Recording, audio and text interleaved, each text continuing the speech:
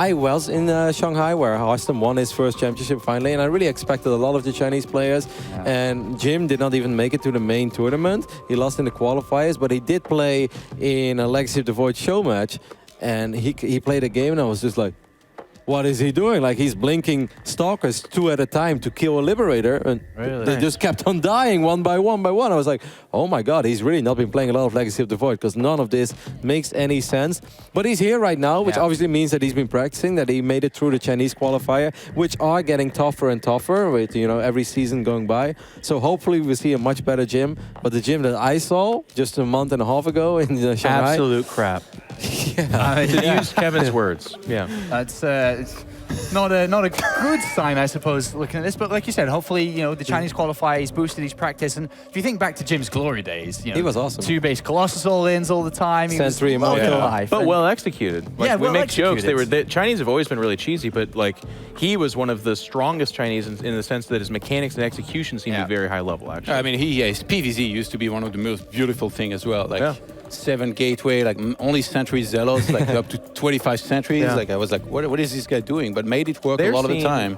They're so funny, like because I feel like a lot of their philosophy is like, they think surely I wouldn't still be making gateway units, and then like if they just show up, because it's like this weird mid-game 2-base, like 20 minutes in, and they're like, you thought I was going to stop. I mean, Kev, keeping in consideration the maps here, have you managed to catch too much of the Protoss style in China in this matchup? Is it similar to the Europeans, or similar in general how this matchup's meant to be played? I've casted a couple of games of Maxset, and it's just aggressive stuff, right? It's like I'm gonna either do a lot of Phoenixes. They've always loved their Phoenix play, and then into some sort of timing attack with Immortals on the ground. They're not big on the Blink Stalker Disrupted. They try to win before that, which is actually becoming a lot more common right now in the European PvP meta as well, and even in the Korean. So it's not too different, other than the fact that they'll still try to be cheesy in a way that this is really not supposed to work, right? Like, it's proxying 4 gateways. Like, can this work? And then like, no, this can absolutely not work. Why was I even hyping this up? But I think we're going to see just aggressive, cheesy Jim, and I think we're going to see a very solid Hartstem who should just keep his eyes wide open. That was my next question, really, for any of you. I mean, open question. How the hell is Hartstem going to approach this? Just like safe. Super safe? A neep approach, I'd say, right? Like, just like expand relatively early of 2 gateways, get a couple of adepts out on the map,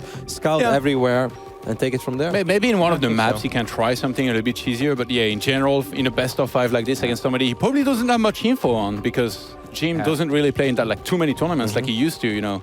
So yeah, I think just safe. Hartstem's standard practice is probably at a much higher level than Jim, unfortunately. I think that Chinese scene is... He said he played a lot of games. I think he might have been with Lil Bo. He mentioned on Protoss that he played a lot of games with to practice in PvP. Drogo, maybe. I think Drogo and Hartstem play a lot. Alright, well, I'm going to push I think Lil Bo, because Lil Bo was playing Neat. Push you guys. Sorry, I had to correct you there. The game's almost ready, so I'm assuming we're all going, you're all going for Hartstem. My predictions have actually been pretty good today, and I'm going to go with a trio Hartstem here. Yeah, Jeff?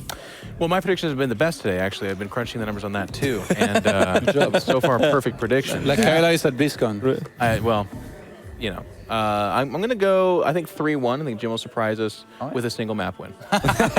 Todd, real fast there.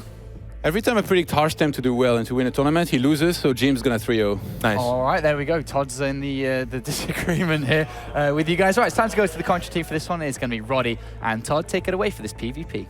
Thank you very much, Sean. I have the feeling that Johan is doing this on purpose lately. He's trying to be a little bit of TLO, where he just wants to disagree for the sake of disagreeing. But no, I was trying to bless Hartstem, because every time I say you will do well, he loses. So, but you do, like, all those silly things aside.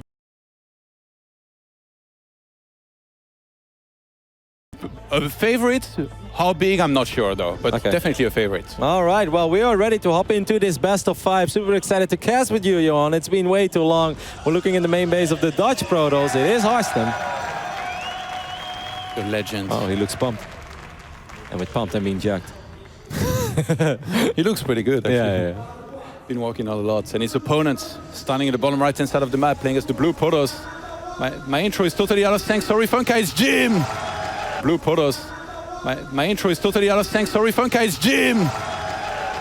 Does Funka have to sync it up on 2 languages? I think he only listens to the English. assuming it's him, I don't know if it's him or Coca right now, but both of the observers have been doing a pretty good job, actually. I think they focus more on the English one, but not quite sure exactly. But I mean, like, the audience can't cheer unless they show the players on the broadcast. Yeah. I think it's more the French one for the player introductions, and Well, maybe possibly. afterwards it's us. Only when it's tasteless, it's in English. Because he is the ultimate hype-off. Absolutely. Hype-off Actually, champ. Tasteless gave me a few disappointing GGs on the B stream earlier. So I was like, GG? And he was like, oh, GG. You ask him to step up his GG game? Wow. He was like, no, I only got 13 good ones per day, and I already used it. Double gateway opener here for both players. Going to be one of these standards, I guess, on this map to open with adepts. If you want to be aggressive, or stalkers if you want to be defensive. Yeah, I'm expecting Jim to probably be the adept opener over here, and I think Hartstem may open up with 2 adepts just to scout and figure out what's going on and follow it up with stalkers. I definitely don't ever see Hartstem make more than 2 adepts, but I wouldn't even be shocked to see Hartstem just open up with double stalker, be very passive, expand, and just take the game from there. Maybe drop a Twilight and a Robo. Well, what was the Roddy build these days in PvP? And did it change? I opened 4 adepts target and then expand. Oh, you already used to do that months ago, no? Yeah, well, you know, I never changed that. If I could still open up with 11 gate, I would, but I have to kill one of my own probes in the start of the game. Makes it kind of a bad build. You don't mind with it. You feel like... It is indeed going to be an adept opening over here by Jim. I'm not too surprised because adept set you up for a stronger follow-up attack, right?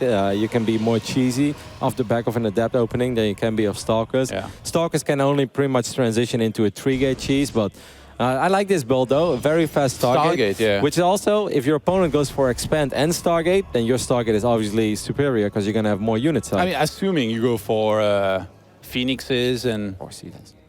Yeah, you... No, it could be an Oracle, you're spot on, Todd. I'm just suggesting... Sentry, by the way, for Hartstem behind this. A safe, like, 2-gate Stalker Sentry into expand into maybe... Usually, like, you don't get Robo, though, very early, right? Like, you'd get the Twilight before for Blink, ideally. Yeah, and then you just get the Robo to make sure you don't die against Dark Templars. If you're Hartstem here and you think you're more solid than your opponent, one of the best ways you can play is, I think, just to play Blink and Standard, really. Like, not much can kill you. There is always going to be, though, in PvP, you know, that one build that textbook counter yours, and that's always going to be very scary, but like I said, you can prepare for everything. It's going to be an Oracle over here at first, and it's very weird to go Oracle into Phoenix. Most of the time, it's either Oracle or Phoenix. You don't really do both.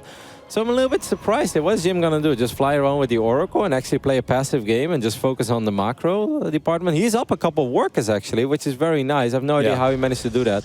He sacked the Adepts. He killed 1 pro, but I guess he's been chrono boosting different buildings. How much info does Hartstem has? 0. Like, I don't think he's ever scouted since the probe so came that's out. why I think he wanted to be safe, so he chrono boosted that warp gates instead of probes for a little bit of time. And Hartstem's really going to be missing some good information, but with the sentry that he has, when he gets the first hallucination, he's going to be able to reveal everything that there is. And then from there, I think he will be feeling very comfortable. Yeah, here we go. First hallucination is going to be used immediately. This is actually an excellent start so far by Jim. As long as he keeps the Oracle alive, the Oracle's taking quite a bit of damage, but there is no blink. He will follow it up with Phoenixes though, Todd, and I find that a little bit surprising. You don't often see this anymore, right? Like the Oracle into Phoenix build. Yeah, it's very uncommon. We know Jim and his Phoenixes, though. Remember versus Terran, one of the few Protosses to really master that Zealot, Colossus, Phoenix style, and I guess he just feels good with Phoenixes in general, choosing to use it in mirror here as well. I mean, so far, this is an excellent start. If you just look at the numbers, right? Like 34 probes against 29. He's going to have a couple of Phoenixes against an opponent who's going to have relatively late access to Blink Stalkers. If he flies where the Mothership Core is not, he can actually pick up Stalkers and kill more probes with the Oracle. And knowing he's already a few walkers ahead, if you can get a few, like say if he gets 10 walkers ahead, that's such a big lead to have in a game like this. Yeah, that's a sick play. I didn't really think about it, but often you don't have many Stalkers in this phase in the game. So indeed, if Hartstem only leaves like 2 or 3 Stalkers per mineral line, the Phoenixes fly in, lift up those Stalkers, and then the Oracle comes in. I've seen it before, Todd, and that's a really sick play. I'd be surprised if we see it out of Jim. Yeah. Hartstem, it seems like he's getting enough Stalkers to defend that anyway, leaving the Mothership Core to defend the main and the Stalkers in the natural. So he's doing really well. And he's actually, with the amount of Stalkers that Hartstem's committing to, is he really going to want to be aggressive here? Oh, In that's which nice. case, buying some time here for that third base not to go down. I think it would be a mistake for Hartstem to be aggressive, though, considering the fact that he's been outmined for the majority of this game. Yeah. Making a Blink Stalker attack by your opponent. Oh, he's going to get another stasis. I like this by Jim, though. Jim is making some cool plays. Pretty sick. But he's going to have Immortals out, right? So it's pretty much impossible for Hartstem to hit any sort of two-base attack. You can try, but Phoenix Immortal is so godlike against Stalkers. I think Jim, in this case, he knows to play, by the way, super well with Phoenixes, better than anybody. And by that, I mean, depending on what he sees across the map. I remember this one game I played against him. I went to a tournament in China, and I played him in the brackets. And he opened Phoenix on Newkirk City. And I went Blink Stalkers, a lot of Blink Stalkers. And then he just made Colossus, and then 2-base 7 gates. And he had way too much. Like, he knew I wasn't going to be able to get enough on the ground to hold. So I feel like when he gets Phoenixes, even if he doesn't particularly do much damage, as long as he's able to get a good scout and fly around, which right now he's not technically doing with the Phoenixes, but with the Oracle, he knows how to react very well to everything. He knows how to get the right units, if he needs to attack or not. And he's just so good at this style. So definitely think that Jim has done a very good job in this game, and he's ahead right now. I do agree, and I do think he's ahead as well, but what I really do not understand is that he just left these Phoenixes here forever. I really think he could have been a little bit active with them. I think he could have lifted up a couple of probes, and I say this almost every game with Phoenixes, but killing probes with Phoenixes is a lot more impactful when your opponent has like 35 or 40 probes than when he's got 62. So I kind of feel like he's missing an opportunity here to do damage, but I mean, he will have a ridiculous amount of energy if the fight ever happens, but you definitely don't want to wait that long with your Phoenixes that your opponent's going to have Archons. Maybe it's a crazy scare tactic. Like, he knows that Hartstem will see the Phoenixes in the main staying there. He's like, whoa, what is he doing? Like, secret carriers. Like, I mean, I'd be surprised as well if I was I'd be Hartstem. freaked out if I saw these guys like grouped up like this in the main. I'm like, something's wrong. I mean, the Templar Archives is being warped in right now, which means that Hartstem could potentially warp in a couple of High Templars. And with the amount of energy that Jim is going to have on his Phoenixes, every feedback is a guaranteed kill on every Phoenix. Soon. Yeah, Thanks. it's very hard to land them and still save the High Templars as well. Like, you need to have a lot of them, but assuming Hartstem can get a lot of High Templars out on the map and is ready to feedback, that could do a lot of damage. So I mean, we'll I've never seen a PvP where the Protoss makes 6-7 Phoenixes and he keeps them all at home, Todd. And it's not even as a surprise anymore because it's been scouted already by these hallucinated units. I think that Hartstem I feel like you're annoyed by this because you love to be aggressive with your Phoenixes. Yeah, I don't know. I'm annoyed because I don't understand. I hate it when I don't understand Get in the booth, Kev, things. tap on his shoulder and be like, what are you doing? I gotta have faith in Jim. He must be doing this for some reason, but... In B4, like, he teaches you the new meta. Like, Roddy stream from now is like going Phoenix and staying at home. Oh man, I'm not sure how I feel about that, Todd. Like the whole joy of Phoenixes is to be out on the map. You're getting that +1 active. attack, right? Yeah, against Zerg, yes, Todd. Against Protoss, I'm not too sure how I feel about that one. Storm actually being researched now by Hartstem. I think he's worried about Void Race because he saw the amount of Phoenixes. So he's like, he might go Void Race too. It's kind of weird. Fleet Beacon for Jim. But he's only on single Stargate, correct? Yeah, does he want to just get range with this? What? But why? Against ground. If he goes Phoenix range, then he's really breaking the meta, Todd, in against PvP. mass ground. What? Yeah, I don't know. I really do not know what Jim is doing over here. Like, you're not going to make carriers of one Stargate at a time. He's still building Phoenixes, so... Okay. Hey, wait, get this. What? Imagine he gets Phoenix range and he already has this many Phoenix. He expanded faster than his opponents. He's going to get his own Archons and Charge Rot and then potentially attack. How is Hartstem supposed to match the amount of Archons and have the High Templars as well to deal with the Phoenixes? He's not going to have enough. Yeah, so if Jim is planning a timing, this could work very well. So you think that... Okay, so you think that Phoenix is just going to lift up the Immortals? They're just there to force a lot of High Templars to be on the map so that Hartstem cannot have enough Archons to deal with the army of Jim. Maybe I'm overthinking this and I'm totally wrong though. So, but what do you think that the Phoenix will contribute in the actual fight? Like lift up the Immortals? Maybe if he sees that there is a lot of... Yeah, they will contribute, that they will not be Archons because there is already... High Templars doing like not much, maybe feedbacking, but maybe he can pick up a lot of his own units, drop them, empty the energy, and then go for the attack, which would be a brilliant move as well. But maybe we theorized all this.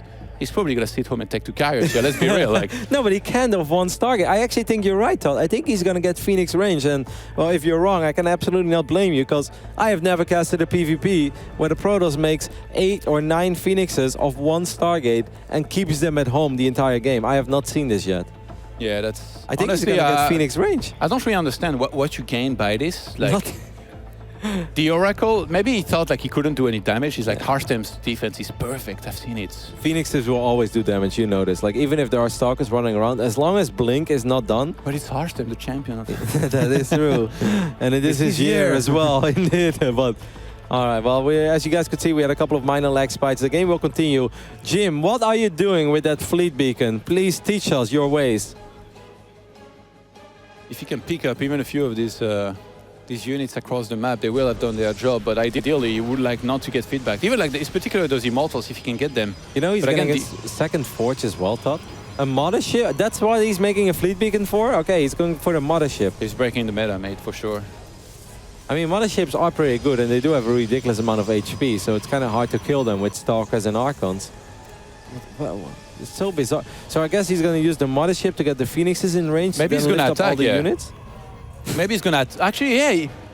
He got so many Phoenixes that if he snipes the Observer, how do you detect? That's like the sickest thing I could think of. This is like Phoenix DT to the next level. It's Phoenix and an entire invisible army. Oh my god, I love it. The DTs were upgraded into an entire army cloaked, buddy. That's so sick. In before feedback, one shot, like everything. The thing is, Hartstem only has one observer, so I think you're right, Todd. He has no Stargate to get an Oracle and reveal everything, and I don't think he's going to get more observers here. And you know, the best thing ever is that Hartstem has no air units, so you don't even have to control the Phoenixes. You don't even have to scout for the observer. You just send them forward and they will immediately kill it. This is unbelievably smart. I love it. But is it going to work? I don't know, Kev. Look at Hartstem. He has all these High Templars over here. This is very weird. He's going to storm the hell out of this he's army. picking up his own units, emptying the energy on these Phoenixes, and Hartstem sees it. That's sick. And Hartstem is probably so incredibly confused by what this crazy Chinese Protoss is doing. I love it, though. This is a great way to spend your own energy. What a sick first game here, and nothing has happened as well. This brings me back of the old days of Wings of Liberty, where Braddock was EMPing his own battle cruisers because he didn't want to see them get feedback. Yeah, this is the really cloaked army. Yeah. That's so funny. Like, Hartstem is probably so confused. Why is this guy making a lot of Phoenixes? I think he just saw the units cloaked. He's probably like, oh god.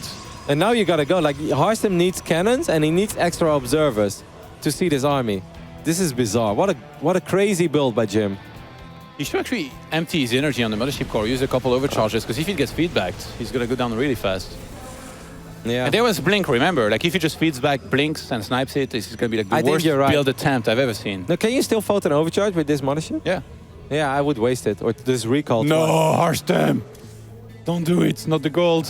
Yeah, I think you're spot on there. You should really waste that energy, because the energy is not important on this big mothership. But if it gets feedback, that's a ridiculous amount of... He can double time warp really fast. I'm not even sure he has the energy if he's maxed. He's going to go for it. I mean, Jim was thinking about it on his Phoenixes, so I'm sure he should be thinking about it about his mothership as well. Here we go. Where's the observer? It's in the middle of the army. It's going to die right away. Picks up units as well. Hartstem cannot see anything, I think, right now. No, I don't think he can. There's a couple of cannons on the way, but he only has a single extra observer. There comes another one, though. A new observer comes in. Phoenix is going to try to snipe it again.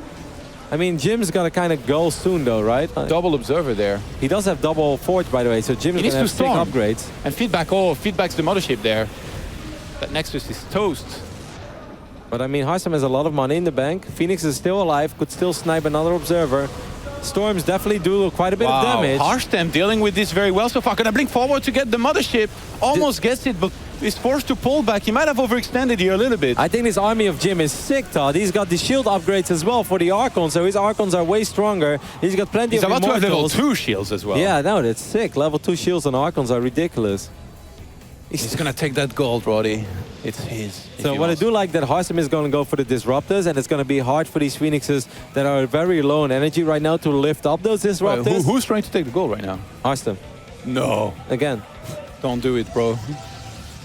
It's kind of ridiculous. This guy's going to just die immediately. He does cancel it. Look at his upgrade. Shields level 2 completing for Jim. +3 attack for Hartstem there. Does he actually want to fight? He's not maxed out just yet. 120 army supply to 137. And that mothership still quite hard to deal with. He's got disruptors, though, to deal with this ground. We know how good these are. Yep, those are phenomenal. You don't even have to see them. You can maybe pick them up, though, the Phoenixes. Yep, he tried to do that before, but the Phoenix is starting to run quite low on energy, so it's going to be hard. The biggest thing, though, like Jim's army is very strong, but Jim has no lockdown power, right? Like, he can't really force the fight. Hartstem can run away and storm and shoot disruptor balls as well. Whoa, sick pickup. That was the very, very last second. There will not be a time warp for a long time, but Hartstem can't quite fight just yet.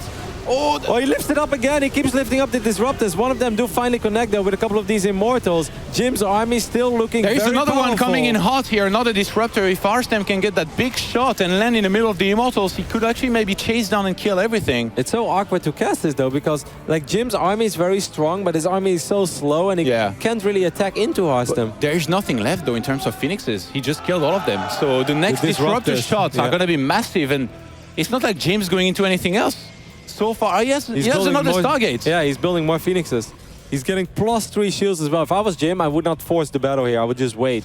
I would definitely not attack into disruptors and cannons.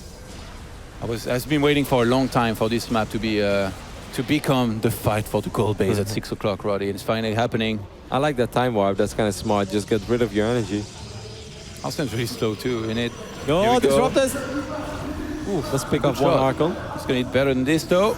Jim is that's overextending a little bit. He's doing the dance here where he's three getting Archons. shot. Wow, he just wasted 3 Archons for absolutely nothing. Hartstem in a second. He's got way more supply, by the way. 133 army to 119. He might be able to attack here and reinforce a lot. He's got so many zealots. Detection still a problem though. Yep.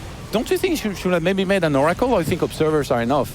Yeah, I think tagging this army is definitely worth it. Like and the he has best thing, the money. right? Yeah, he has the money for it as well. Hartstem is going to go for it, but he does lose vision of the army again. Disruptors, however, do connect with the majority of Jim's units. Jim has been losing a lot of very expensive units. He's trying to snipe the cannons to deny detection here from Hartstem, but ends up having to pull back himself. This is really back and forth right now. Hartstem still with a big supply lead though, and more observers are going to come in. It's 3 of them right now. He's going to pull them back. Fighting up this ramp is hard though. He does finally get the mothership, but look at the amount of immortals of Jim. What is Holy this? hell. He's mass immortal. It's the march of the immortal, but he cannot kill the disruptors. That's his biggest problem. And Hartstem is going to wipe in a lot of defensive zealots now. Zealots, of course, extremely good against Actually, offensive immortals. zealots as well. They are great against immortals, and Jim is losing everything. He might have overextended. The Dutch champion is doing it, Roddy. Pretty sick game number 1 though here on Runes of Endian. Bizarre build by Jim, and I think it got close to working, but in the end, indeed maybe overextending a little bit and not having a real answer to those disruptors. Jim died as that gold base finished. A bad sign for the future and things to come. Now, I think he got a little bit overeager here for sure. Like this was a good idea originally, but then he didn't quite go for the kill. It was like, I'll take the gold, but then Jim went too far forward against the disruptors. He started losing a lot of units after losing the initial phoenixes that he had, and then from there it only goes downhill. Even though he had a lot of immortals, didn't quite pull back for long enough for him to replace the charge lot immortals that he had. And even if he had done so, like there was a lot of disruptors, so Hartstem staying patient and doing the job. Yeah, I really think that losing the Phoenixes was the beginning of the end for Jim. They were obviously a very crucial part of his build, and he just didn't really do that much with it. He lifted a couple of disruptors in time for those shots not to connect with his army, but he didn't really kill the disruptors either. So it's like, yeah, okay, you avoided one shot, but the next one is going to come soon. And the moment he started losing 3 Archons for absolutely nothing, I think that was where it really started going downhill for him very fast. So definitely not going to stay at home with your Phoenixes, are you? I like the idea of the build, though. I think it's really cool. Like we've seen it in the but like past. he could have done that without staying at home with the Phoenixes, yes, right? He could have definitely been a lot more active with it. I think Actually, maybe he wants to surprise his You know what's the opponent? better way to do this? You make the fleet beacon on the map. Like the opponent's never gonna expect it, because now if the fleet beacon gets spotted, maybe like, he's gonna look for whatever you're going for with it. But in this case, Jim here, this was the time he was still kind of doing good, even though like he had to run into Storm to engage. Hartstem did it. Like he salvaged the situation better than anybody, I think. I love these cannons, by the way, and that awkward pylon as well, making it so hard for Immortals and Archons to really get nice and close to the army of Hartstem. I think Hartstem made a brilliant call there, getting those cannons, because if he doesn't, that's when you really take the risk of not being able to detect that army anymore. And if you lose your fort base in PvP, well, things become very hard very quickly. So Storm it was really smart Yep, too. that was like, awesome. When I first saw it, I was like, every time I go Storm in PvP, I lose. That was my first thought, but it worked out very well for him in the end to go for that. I've had that a couple of times too. It's like, Storm makes so much sense right now on paper. Let's go Storm, and then you don't kill a unit. No, you don't kill a unit. Like you tickle the storms away, but then you lose your entire army. It's like, why is this happening? This doesn't make sense. Still though, I really like that game, and I'm happy what Jim showed us. I think it could have been better. I think you can refine that build a little bit. And I also think he really, like if you go for something like that, I think he needs to keep building Phoenixes, because without the Phoenixes, like Immortals and Archons are great, but you cannot engage. Like how are they supposed to engage? Like you need something to lock the opponent's army in place to force the fight, and I think that's where Phoenixes come into play After again. he had all these Phoenixes, actually a good... We've been brilliant over there. All right, guys, it seems like we're heading to a very small commercial break, and after that we'll be back with game number 2 between Hartstem and Jim.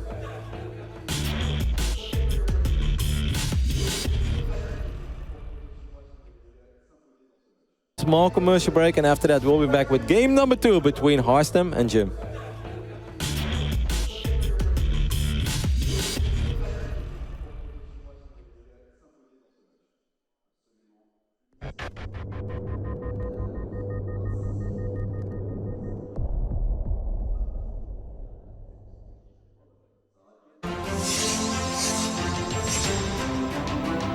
Exclusive black equalizer brightens dark scenes without overexposing bright areas. Use the S switch to quickly access the setting and switch between save modes. Adjust the angle effortlessly for maximum comfort.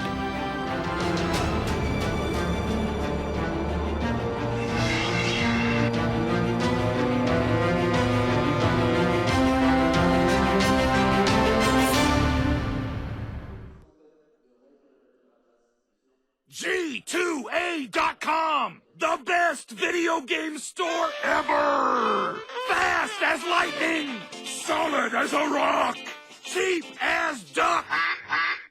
What's more, you can sell on it because it's also a marketplace. Remember G2A.com, the best video game store ever!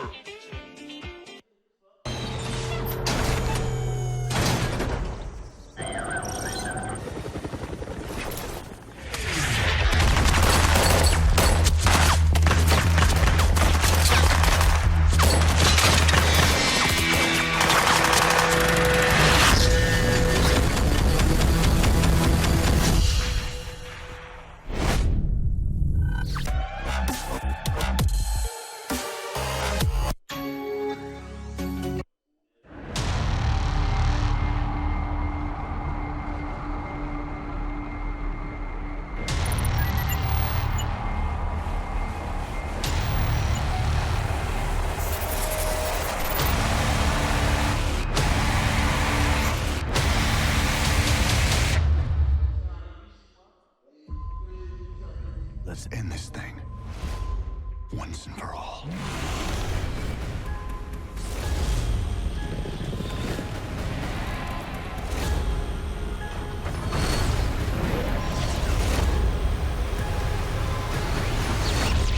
My life for ire. StarCraft 2, Legacy of the Void. Play it now. No previous expansions required.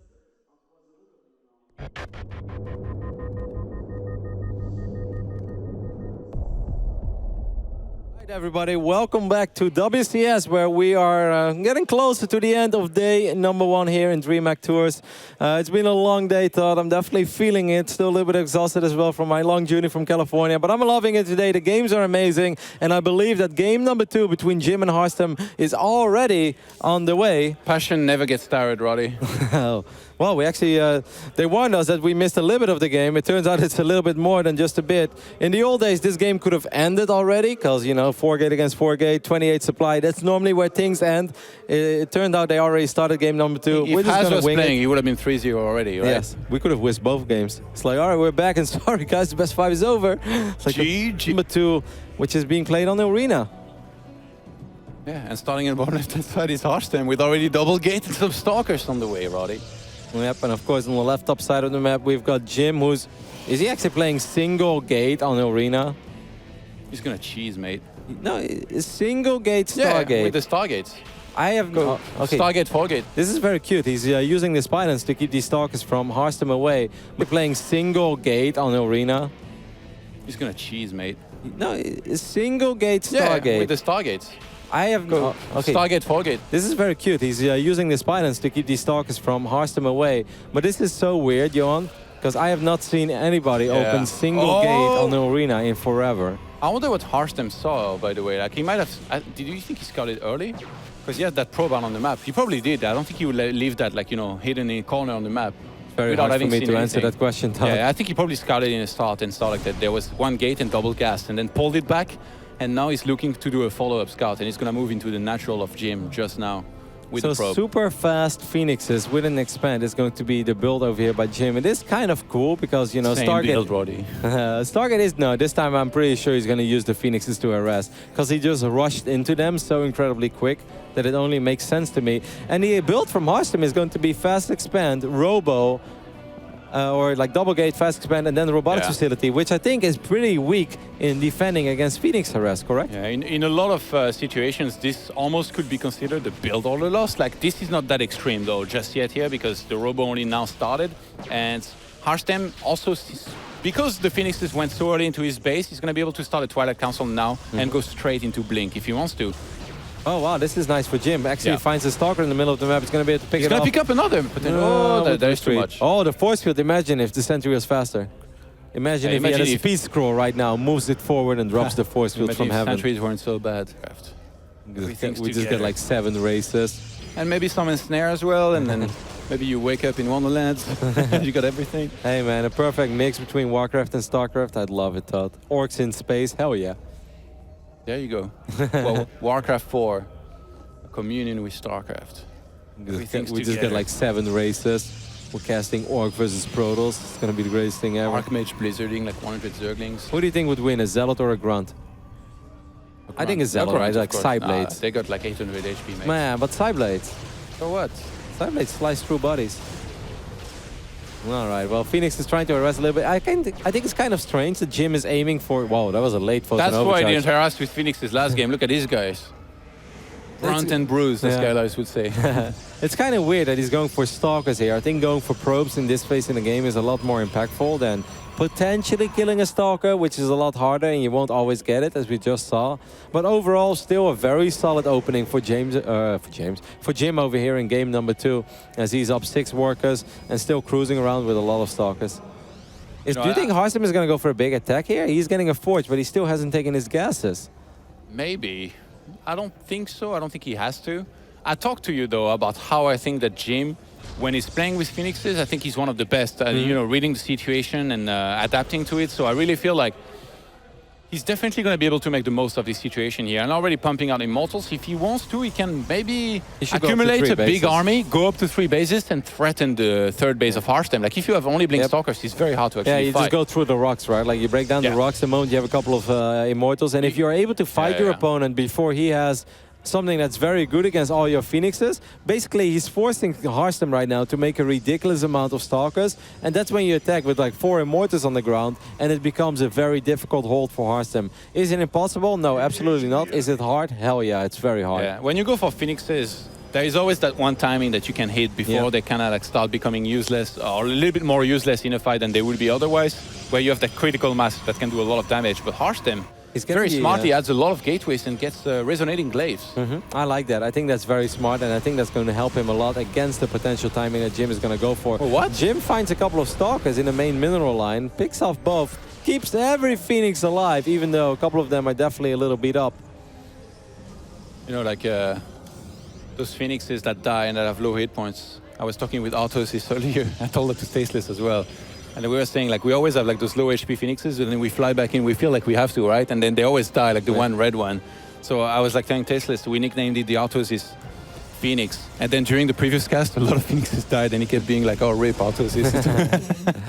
It seems like we have a few more lags over here, a little bit of a network issue. Hopefully it can be resolved soon. Obviously a very big game for both players, a lot of money on the line. You want to make sure you can play in perfect conditions, and especially when you control units like Phoenixes, or you have to feedback them, or you have to blink your Stalkers in the right position. Lag is the last thing you ever want to worry about. So we're going to have another small pause over here in game number 2. The legends, Hartstem on your screen right now. And recent champion. Finally, after all those years. It's so cool as well to see Hartstem, like... so funny, like everybody says finally. It's almost as if like that poor guy, in a way, it feels like he was supposed to win a tournament a long time ago, and people are like, damn it, like you took a long time, like they're blaming him for winning the tournament. What took you so long, man? I mean, he hyped himself up, so you can't really be too upset about it. But it's more just that there was a lot of hype around Hartstem and then all the other European pros, and even including Utah in your days when you were still super active as a StarCraft 2 player as well. You always said, like, you know, Hartstem is really good. He's super legit. So we just kind of all expected him to win a tournament, and it just took a lot longer. You know, than we thought it would. But in the end, he did it, and it was a great run. It was awesome to see Kev play so well in China. Very well deserved. And I think the biggest thing for Hartstem in that tournament compared to all the other tournaments is that he looked so relaxed. He looked like he was just having fun, like it all didn't really matter to him. He was down 0-2 against Haas, turned it around in a crazy series. And I think from that point on, he was like, you know, whatever happens, happens. I'm already happy. And that's sometimes when people play their best, right? So, absolutely, yeah. And there's probably some pressure added now because he's won that one. So it's all going to be about how well does he handle that pressure this time around. So if he lets it get to him, obviously not going to be the greatest of scenarios. Yeah, game number 2 was, I would say, a little wonky, even though he definitely had his good moments. Game number 2, I'm starting to be pretty worried for Hartstem. I really like the position of Jim. I like everything that Jim has done so far. He's getting his own Blink Stalkers, and I can only imagine he's gearing up for an attack. And while I started that sentence, we already see the Warp Prism on the map, or on the production tab. So yes, Jim is getting ready for an attack, and I really hope for Hartstem. I mean, Hartstem, his upgrade for the Adepts is ready, but I do not think that Hartstem should ever attack into Jim over here. Yeah, that could be a big mistake. Let's see if he scouts and realizes just that in a second. 3 Immortals, that's so much. There's almost more Immortals than Stalkers, man. I mean, Hartstem is going to lose all his sentries very quickly. This is a very bad attack. Few more Stalkers come in, but look at these Phoenixes. Going to lift up the sentries, lift up everything. Could potentially drop these units as well and kill the Warp Prism. I do not think lifting up Stalkers is the right choice there by Jim. That was actually a very poor choice. Well, he salvaged the situation. Some of these force fields trapped some units. Jim is being forced back, probably wanting to try and rely on the mothership core with the overcharge. Jim should just kill the Warp Prism over here, and then just lift up the sentries and then lift up the Adepts. That's all he has to do. Kill the Prism, Jim. Why are you cheering for Jim? Oh, wait, he's not force fielding right now. Just kidding. I'm being neutral. I just cheer for the right play. Just kidding, kid. I still think that Jim has enough over here, right? Like, he still has the Immortals alive. Oh, he blinks forward. Yeah, and Barry has already been activated, so both Immortals will get picked off. Jim finally kills the Warp Prism. What is going on? Can this seriously work here? Hartstem not going to be able to reinforce. There's still quite a few Phoenixes left over Jim. It looks like he's defending right now. Yeah, I think Jim still has enough, but he lost so much that maybe Hartstem can make this game continue a little further. All the Immortals got picked off. You know what's funny? If Jim didn't have Blink there, he might still lose. Because then Hartstem could keep on piling up with the aggression, and having reset the Immortal count usually makes this... Hartstem could keep on piling up with the aggression, and having reset the Immortal count usually makes this kind of mass Stalker attack or / all-in work eventually.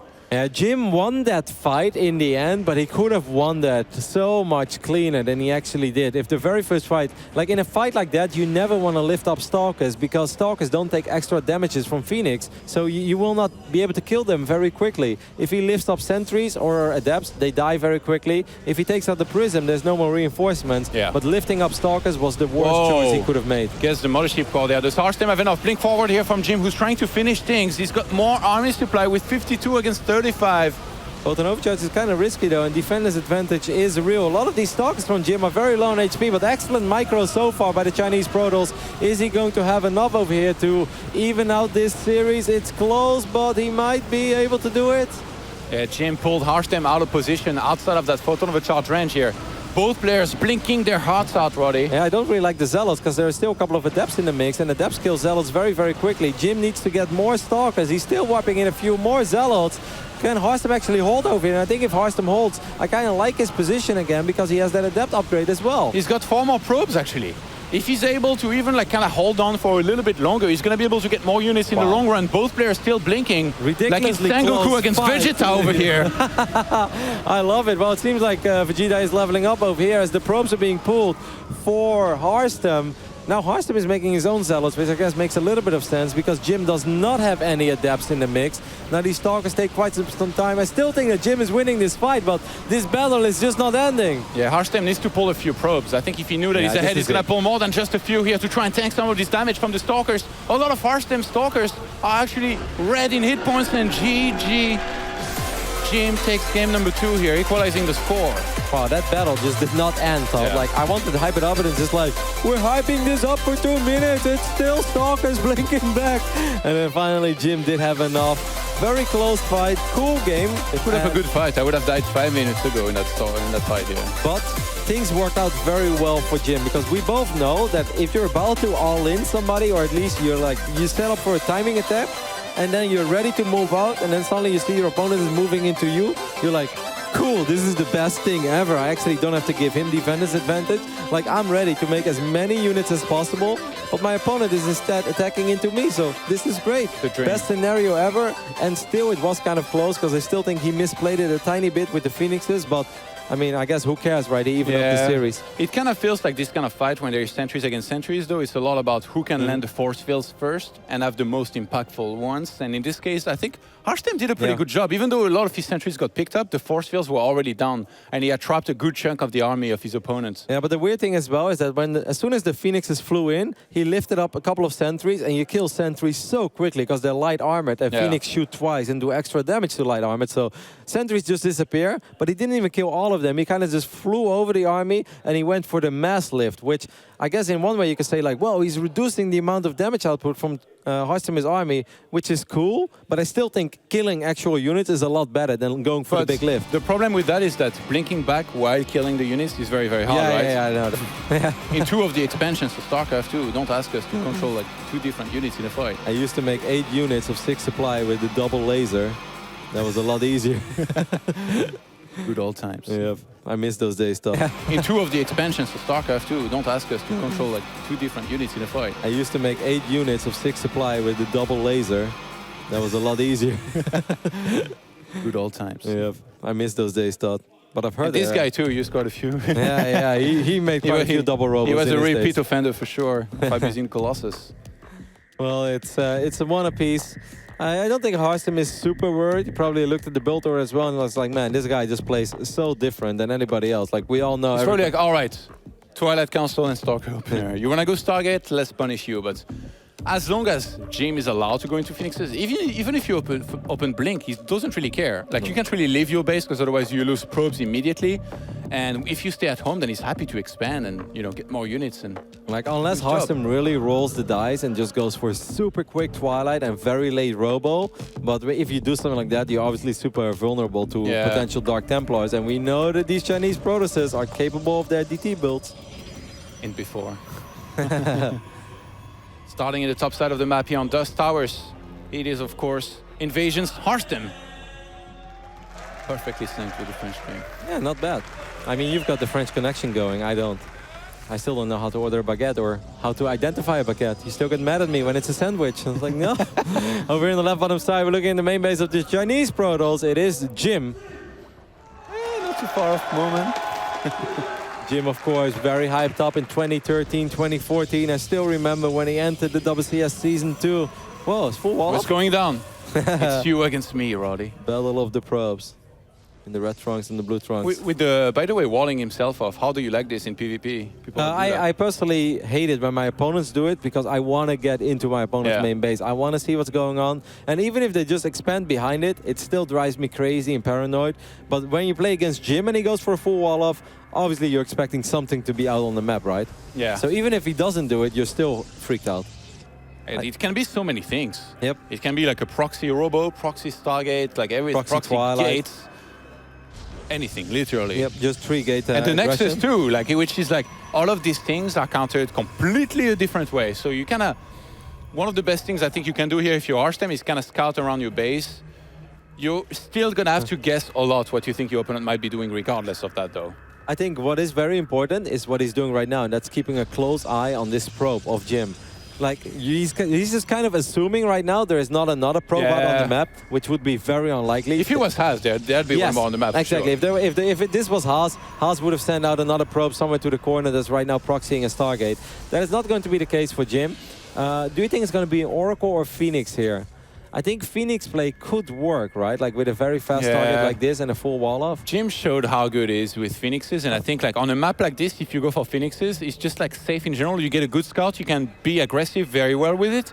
And he can expand very easily as well behind it, which is going to be unspotted for a very long time. The only thing you'd be worried about is basically all-ins. which I think he's pretty sure right now that Hartstem's not going for. Because if Hartstem went for a big bust on that wall, you can die very well if you go for Nexus and Phoenixes like this. One thing I would be a tiny bit worried about if I open up like this, if I'm Jim, is that I get contained on 2 bases. That Hartstem moves out very early when he's on 2 bases, has his Blink Stalkers, a couple of sentries, and then sits at the bottom of your ramp in your 3rd base, and while he's going up to 3 bases on the other side of the map. That is the one thing that I'm kind of worried about Jim's opening. But other than that, I agree with everything that you just said. Phoenixes, Roddy. He's going to use the Roddy build, the improved Roddy build right there. I mean, this makes sense, right? Like a double gate into a Stargate. Are you going to start using it as well now? I kind of play like this. I just make But not more with the adepts. wall though, right? No, I mean, I don't need a wall off if I make adepts. Because I'm going to be the one who's on the other side of the I map still want anyway. you to talk a little bit with Jim and be like, yo, bro, I don't need a wall. Why do you? I mean, I guess Jim just wants to hide his opening and wants to freak out his opponents a little bit, but he's already revealing his tech after the very first Stargate, and this could not possibly be a hallucinated Phoenix because it did real damage to the mothership core and also took less damage, so Hartstem knows what he's up against. The way you described Hartstem's mental state here going to the series as well, I think is really coming like to reality, you know, with him getting the robo, just making sure he's safe against pretty much everything. You know, DTs are going to be very well covered, and then behind this, he can go into Blink a little later down the line. I actually kind of would like to see him maybe take a little bit more risk and go into Blink faster, but I feel like the one time he's going to do that is when DTs are going to walk in and exactly. win the game right out. And I mean, that would be the worst thing ever. A very big series. I like this move by Jim, picking up the sentry immediately. And once again, even with Guardian Shield, sentries die pretty damn quick against these Phoenixes. So that's a good little pickoff, makes scouting harder. And now, once again, Todd, I'm very curious to see what is Hartstem's approach going to be. Is he going to sit back forever, or is he going to move out on 2 bases, not to win the game, but to contain his opponent? And I think if you contain him, that's very good. Then again, Jim is probably also a king of weird scenarios, so he's probably been in the scenario before where he has been contained, and maybe he has a solution for it. If you were Hartstem here, would you feel like you have enough info to actually go for it? Because he didn't start Blink. I feel like he didn't start Blink early enough to feel confident with that. Imagine he thinks that, you know, Jim went for some sort of crazy, a quick immortal behind the Phoenixes, or even quick Blink. Imagine if he gets caught on the map and like doesn't have Blink yet. Like he would lose a lot. And no, that's very risky. You're spot on. I mean, if he moves indeed out on the map, that's a good pick off for Jim. I like that one. And I think you make a very good point there. Does he have closed an as well. observer? That was the only probe on the map to start a Nexus. Yeah, he has to kill his own pylon. I'm surprised that Hartstem went for a wall off after he scouted the wall off for Jim. I guess he was maybe fight fire with fire, Roddy. Tiny bit worried about the depths, maybe.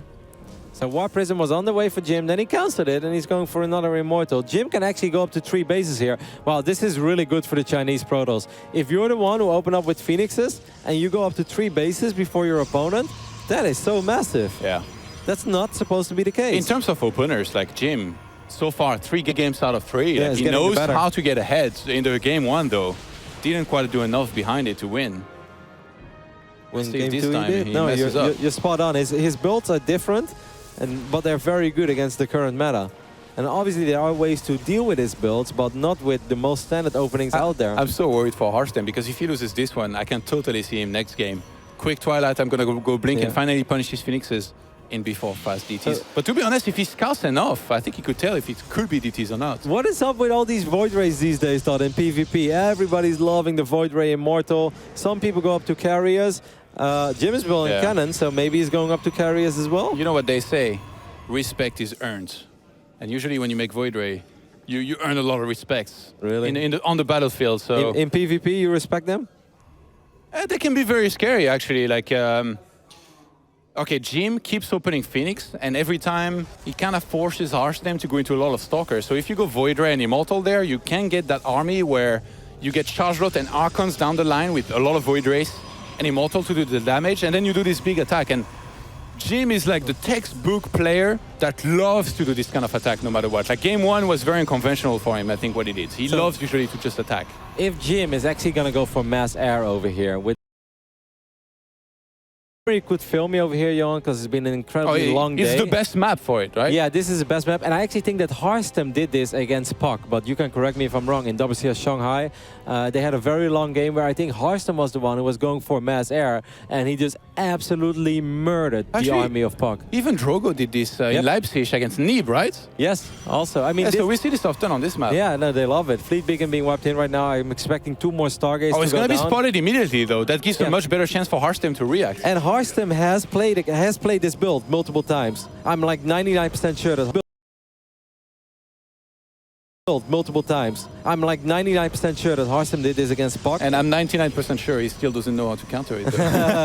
Why? Like, come on, fight fire with fire. That's the only way he knows how to counter it. No, he's probably going to try to go for a massive gateway stalker Archon timing. Correct? If you max out and you are on 4 bases much earlier than your opponent, which you should be because you're on gateway units, and then you max out, you keep on attacking and you reinforce with a lot of stalkers. Before there is too many carriers, you can kill all the interceptors and basically never allow your opponent to take a 4th base. And then he's going to run out of minerals on his 3 bases. You go up to a 5th base. But it's very theoretical with how Jim has been able to play this game out so far. Look at him. And how we thought he was ahead. There is a chance he just totally fails here for Hartstem. But having spotted this early, I really think that he has a good chance right now to counter this properly. What the hell is Jim doing? He was like supply blocked, so he just killed his own probes to start his mothership core or his big mothership a little bit faster. You saw that? That was kind of weird. I guess 64 probes is more than enough. First carrier is on the way. I think you're spot on, though. He needs to keep Jim on 3 bases. He's going to get his own. What he made a Robo Bay. That's like the worst building to get against target. Yeah, I don't really understand that one. Maybe Prism speed to try and get into the mid. Observer speed is maybe Storm as well. Maybe Observer speed. And he's getting double Robo. What the hell? Why are you getting double Robo against this Hartstem? Don't do it, Hartstem. It's already on the way. I mean, I feel like with 14.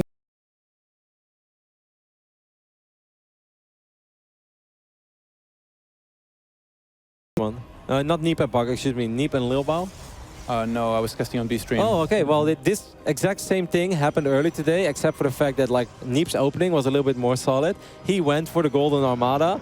He got up to it, even though Lilbao denied his fort for a little bit, but he just maxed out on 3 bases. And Neep got incredibly far ahead, right? Like he just won fight after fight. It was 120 army supply against like 70, but then Lilbao and Neep got incredibly far ahead, right? Like he just won fight after fight. It was 120 army supply against like 70, but then Lilbao forced the base trade and won the game in a game that I don't think he ever should have won. What? How?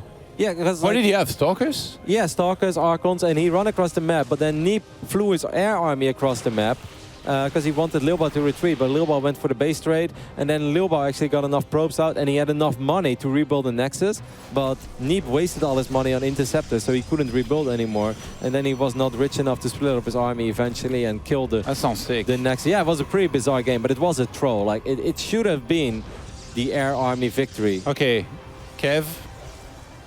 Another Kev right now is making disruptors against mass carriers. Yeah, I'm lost for words. I do not understand what we're watching over here. Like, Hartstem has done this build himself. Yeah. You know what I call this? Autopilot. Like, he thinks he's playing in some sort of standard. He thinks he's just going to be a mothership and not carriers. Like, has he not seen the carriers somehow? But he knows about this build. He's done it himself. He's going for... He only... maybe he didn't even click on this. Maybe it was another gateway, a Robo. A cheeky gateway in the back of the base. Well, he's sending a hallucinated Phoenix right now. I think he also saw the He's going to get the bad base. news. Yeah, this is more than just a little bad news. He's going to get... If he kills the fort here, which is not a good sacrifice there by Jim, got to give credit for that one. Don't be stubborn. Don't try to defend. Send 1-0 in, at least. He's sending a hallucinated Phoenix, like he knows. He's getting his own fleet beacon. Is it too late, though? Triple Stargate. He already has one. He's already maxed out. He needs to lose supply. Maybe leaves those zealots on the map and force the base trade as soon as Jim moves out, which he might not ever do, by the way. He might just take a force, secure it, get a lot of cannons, and then he wins. I get like 2 more carriers, because we know how carriers work, right? Like 2 carriers are useless, 3 are all right, 5 are suddenly invincible. It's very weird. Jim's upgrades are a little bit underwhelming, though. I think it's like 1-0 attack for the air. So that's very low. Yeah, especially like you get that. You get that after, like even before minute 4 against Dirk, right? Sometimes I get it before warp gate, Todd. Exactly. Hartstem definitely learn Jim from that. Like, okay, there we go. +2. Second cybernetic score as well.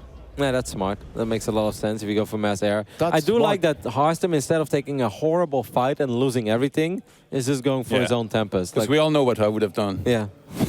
Go straight for it. Me too. Like, you've got cannons, high ground advantage, and carriers. Well, I'm still going to try, buddy. And it's like, okay, that went really bad. So this is the right approach for Hartstem, but he needs time, obviously. He needs to catch up. How many Tempests do you need to one-shot a carrier? Is that even possible? Do you need like 10 or something? Or like, do you know the Less, number? I think like...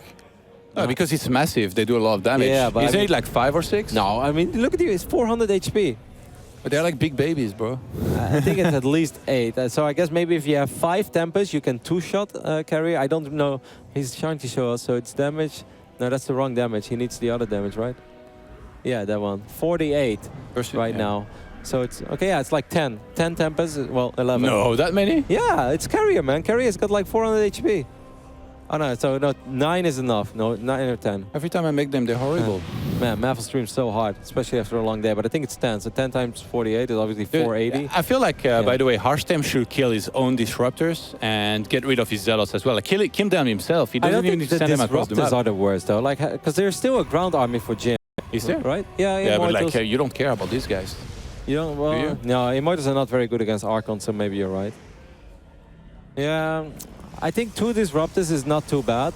He's probably, like, I feel like he wouldn't even like detonate the disruptors anyway in the fight. Like, he'd just be too worried about other things. Remember, we can control 2 types of units. Like, we're Protosses. He definitely has to focus on the Tempest. Make sure that the Tempest shoot at the right things. The last thing he ever wants is for Tempest to shoot at the Immortals or something silly. Or Phoenixes for that matter. Like, Tempests are horrible against Phoenix because A, it's massive overkill, and B, it takes forever for Tempest to kill Phoenixes because they're not massive, obviously. And anything that's not massive. Kyers are actually decently fast. Like, they catch up very well to Tempest. It feels like with Tempest, you need to kite endlessly. And if the guy with carriers doesn't allow you to do this, you just lose everything straight up. Something you always talk about, Todd, and this is definitely the right moment. Army supply, look at that. Oh, God. 142 against 130. Look at the supply, Roddy. Yeah, no, that's big, man. Look at it. I'm looking. 142 against 113. Here we go. No overcharge. He's going to help Hartstem all that much. He's actually flying the Tempest straight into these carriers. Yeah, that's it. I think there's way too much damage output in this army of Jim. A couple of carriers are still alive on the ground, but can Hartstem possibly hold over? Actually, the carriers are starting to run out of interceptors. There are a couple of Void Rays left. Phoenixes start lifting up units. What is happening? Did the Archons just kill all of the interceptors? Yeah. He made an Archon toilet. Without the toilets, Roddy, they just cleaned everything. What? No, but there's no army left for Hartstem. Yeah, there's absolutely no army. He's got like 85 probes. GG. Jim. He's got a cheeky smile. Very cheeky smile. And Hartstem probably like, wow. I can't be too happy with this one. Completely misread the situation. I think he might have missed the fleet beacon. Kind of went into what I call autopilot, where you think you're just playing a standard, just another ladder game. No, it's not. You're playing against a really good player who tricked you, went for fleet beacon, you somehow missed it in a very important game, and just like To me, I really did not expect it. I really expected to see a very strong Hartstem over here. He had a decent run at DreamHack Austin, not the best run he's ever had. He was up 2-0, I believe, in the round of 16 against Numchar, then lost the series 3-2. He said, like, well, PvZ is rough, but I'm going to be ready for tours. I have a lot of confidence going into tours. And looking at this bracket, for the people who haven't really been following or just joined the broadcast, the winner of this series will play against the Mexican Zerg Cham in the round of 16. Now, obviously, nobody's ever easy, but that is a bracket you would like to have as a pro player. Definitely, yeah. That is a bracket you would like to have as a pro player. Definitely, yeah. It's better than getting Hydra in round number 2 or for sure, like right? Hydra or Neep, or I would say Snoot, but Snoot actually been eliminated. But Showtime, Nerdcho, there's a lot of very scary players. Cham is obviously good, but he's somebody that someone like Hartstem would love to face in the round of 16. Man. The army supply was just so massive for Jim. He relies all on his interceptors. And there was also like a little bit of missed movement here by Hartstem, who went forward with the Tempest. I don't think he even had any overcharger. And he's not focusing. Look at these Tempests. They're derping in the background. They're like, interceptor, left, right. It's like they're trying to be like a Star Wars pilot, but they're very...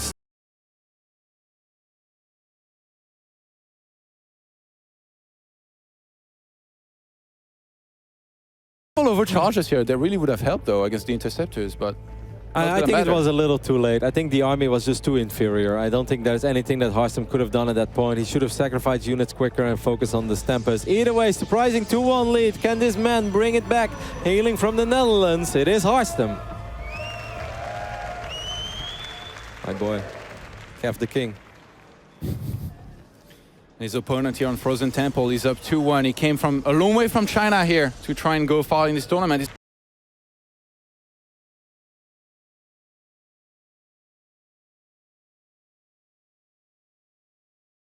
Kev the King.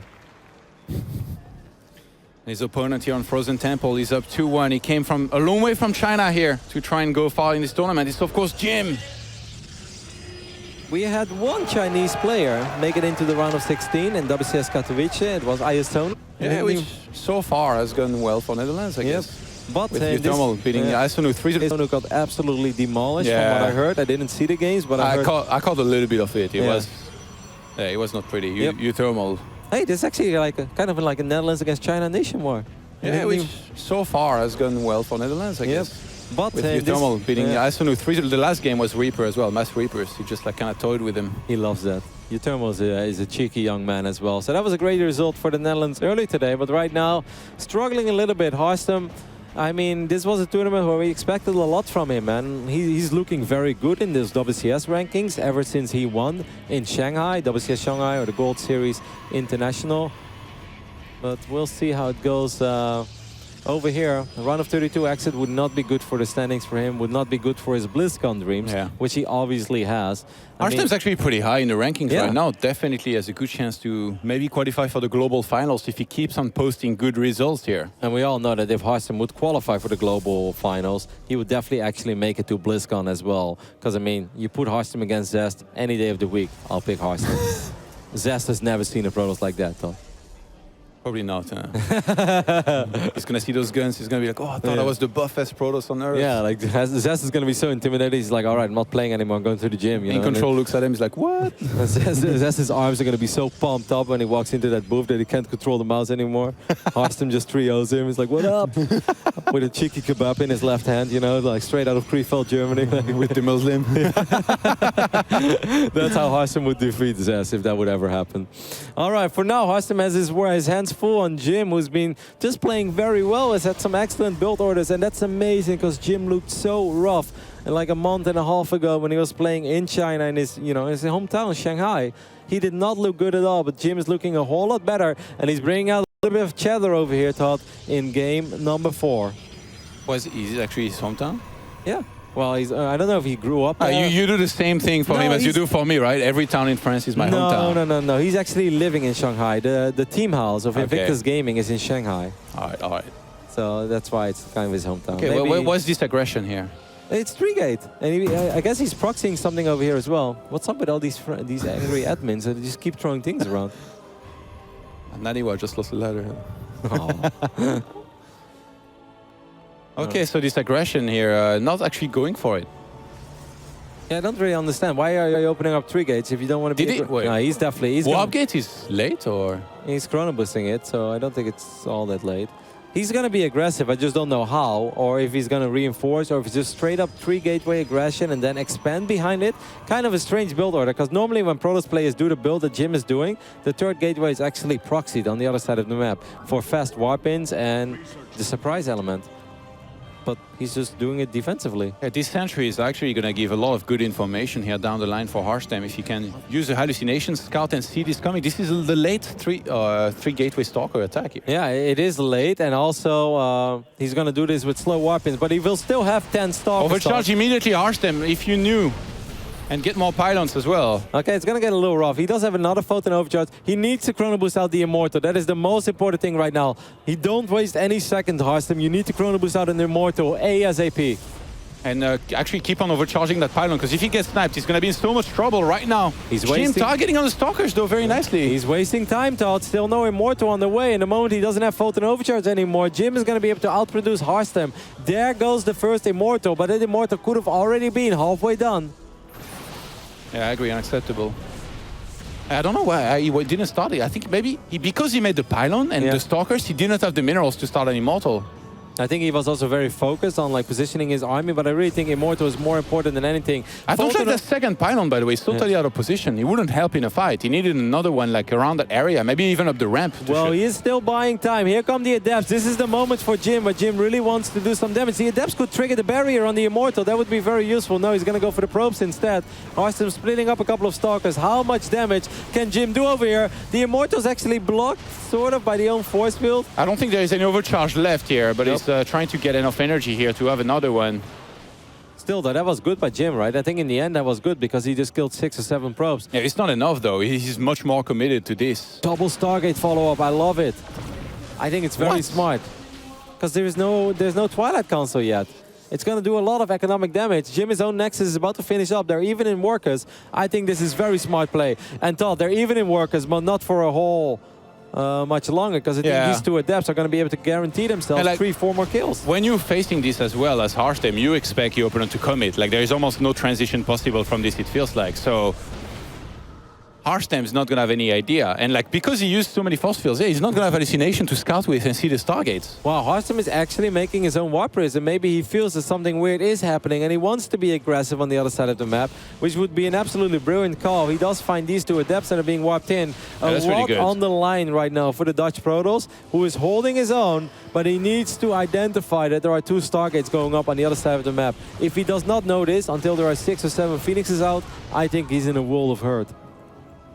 He does go for Twilight Council, though.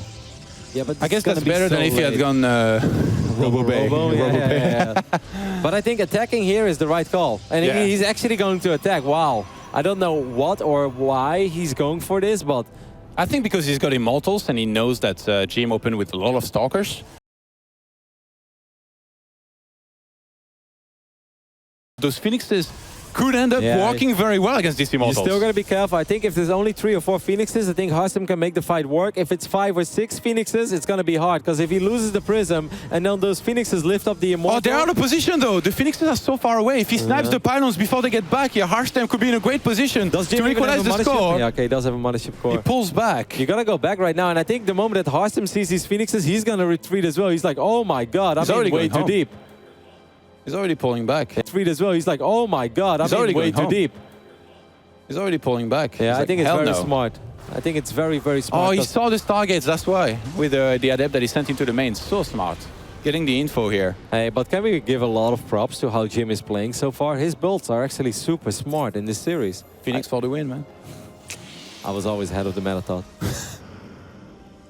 No, but I just love the timing, you know, like going Phoenix is one thing. Some people may look like, you know, what is he talking about? He's just making Phoenix. But the moments he starts making Phoenix, the idea behind the way that he's making Phoenixes in game 1, even though he lost it. Yeah, absolutely. He's not so just opening Phoenix and going to Phoenix. Like, this game was actually a big pressure into double Stargate Phoenix. He's in a good position, man. Like, this is 6-7 Phoenixes against a Protoss that doesn't have Blink yet. Against the Protoss that is up a couple workers. Hartstem already warping it at Nexus, So Jim does need to do a little bit of work with his Phoenixes over here. I love the way that Hartstem is defending so far, splitting up his units very wisely. Sentries will get picked up though. And that hurts. One Stalker is going to get lifted up as well. He needs to bring over the other Stalker. There's so many Phoenixes. Yeah, there's so many of them. They're going to pick up everything and snipe more and more of these units. Jim getting some good trades. Not really losing any Phoenix there. Is Jim getting his own third Nexus yet? That's the only thing. Did he spot this one? He did, right? Yeah. So why is he not getting his own? This is the only sloppy thing. I think Jim could have dropped this Nexus a lot quicker.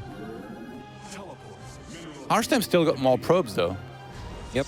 And he's going to be able to split them over 3 bases. To win on Arena is that he went into Blink after opening Phoenix. If he hadn't had that, I feel like he would have been in a lot of trouble.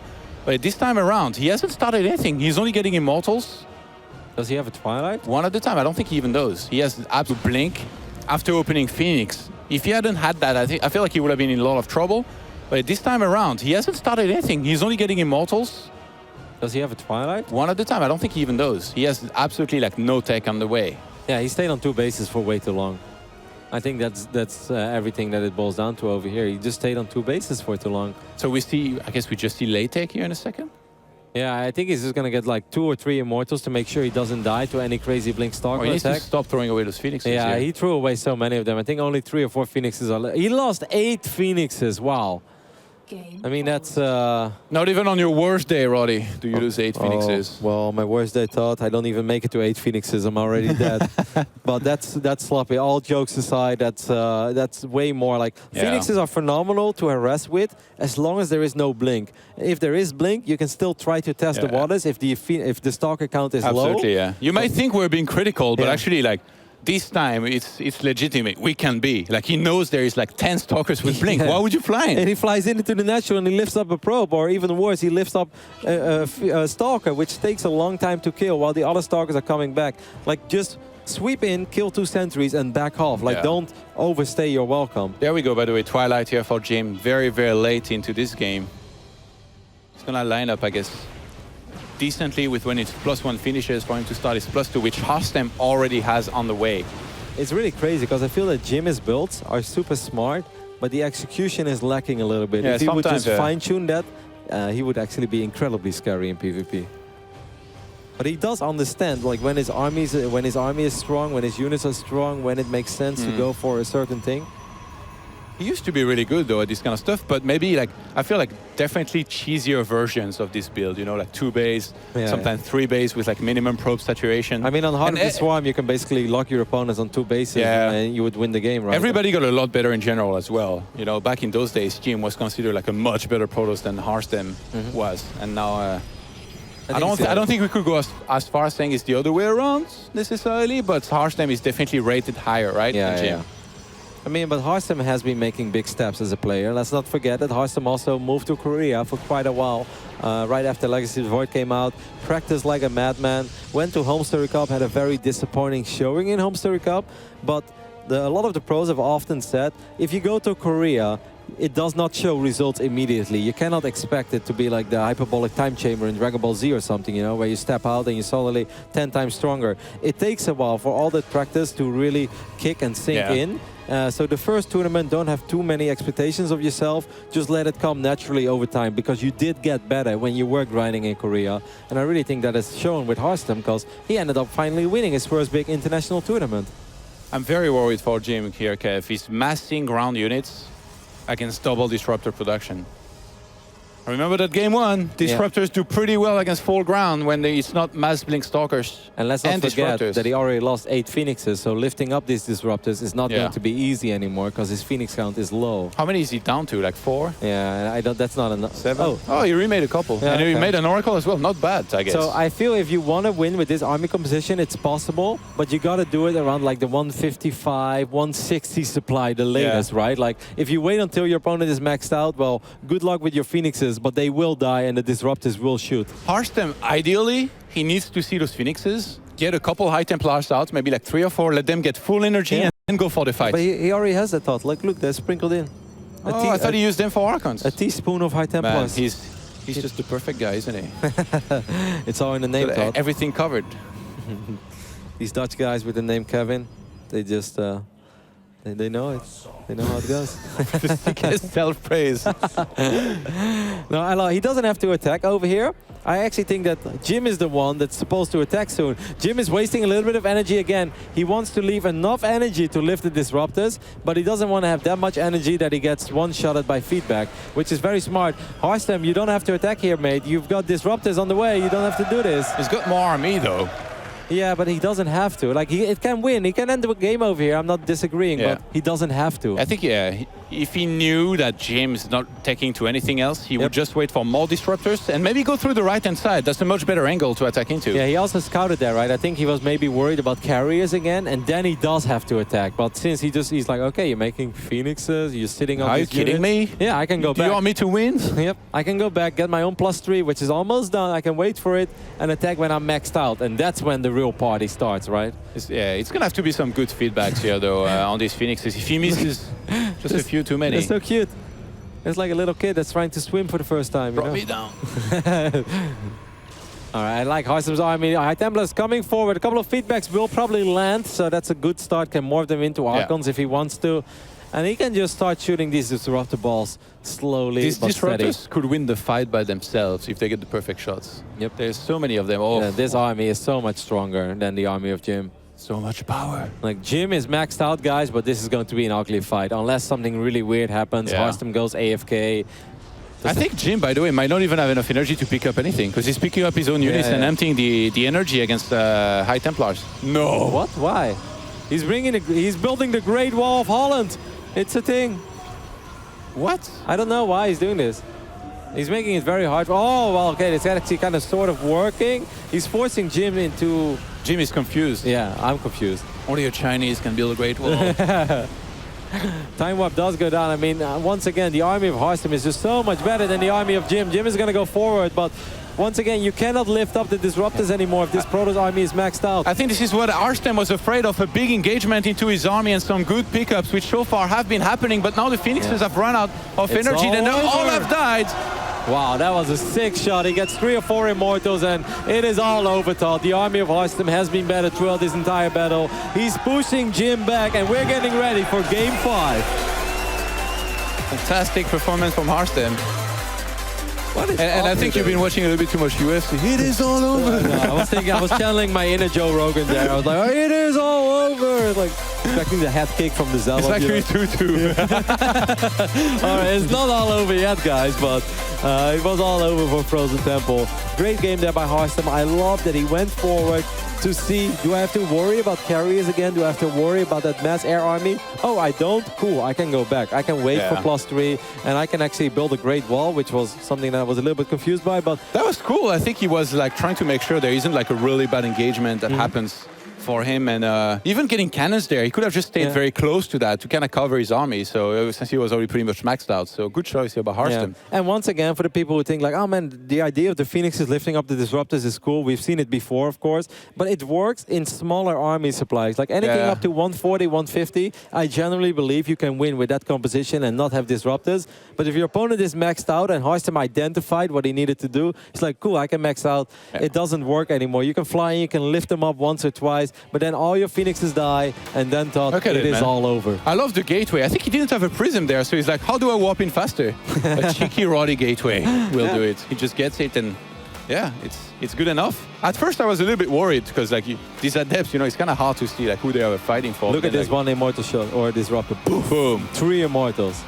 That's when it was again, all the big warp in behind to make sure there is no retreat possible. So cool. He's blocking Jim's retreat with offensive weapons. I love it.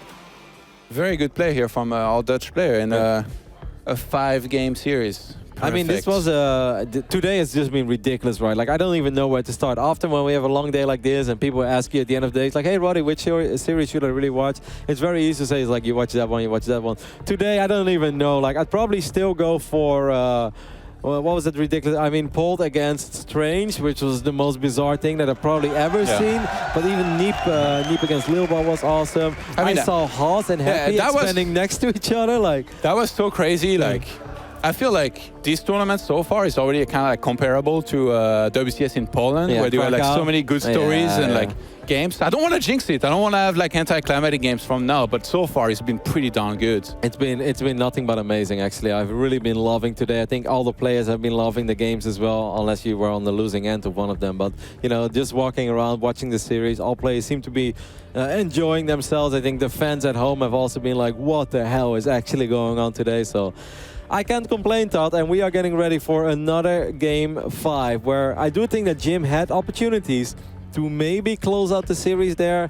He got a little reckless with his Phoenixes, and he expanded too late. He had all the freedom in the world to expand, but I don't think he was used to it. It seems like Hartstem, just in general, is maybe a little bit more solid in the later stages of the game as soon as Disruptors are involved. Like Jim, he's kind of playing as if Disruptors don't even exist, which, I mean, they do. You need to be worried about them. Which is so funny, because that's like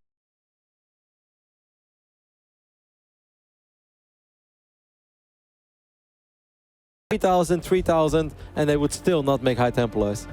And of course, the reasoning behind that was that they have no practice with that unit because they play from China, and the internet is often, you know, rough for them on the Korean server. So they don't feel comfortable using a unit like Storm with 200 ping. But now it's PvP. Even if they can't use Disruptors themselves, they're probably playing against them a lot of time. They're trying to finish the game before, which Jim hasn't necessarily been doing. He